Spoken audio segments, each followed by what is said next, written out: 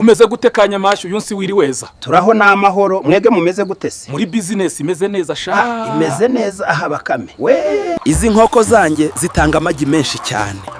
Nzitaho neza kugira ngo zimpe inyungu nyinshi.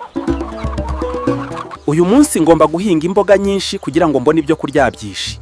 Nimbyitaho neza zizakura neza kandi nzasarura vuba. Nshuti yanjye Kanyamashyo, uyu ni umurima wanjye uhinga imboga n'imbuto. Yewe Bakame, rwose biratangaje. Sinari nzi kuhinga bigeze aha. Kanyamashyo, izi mboga n'imbuto zifite akamaro kanini ku buzima bw'umuntu. Nibyo koko Bakame? None se uzikorera iki zose? Bakame, nanjye mfite inkoko nyinshi. Nzorora kugira ngo abana banjye babona amagi n'inyama. Niyo mpamvu abana banjye mbagaburira amagi n'inyama. Bibaha imbaraga zo gukora neza no gutsinda mu ishuri. Warupyisi, subiza inkoko yanjye.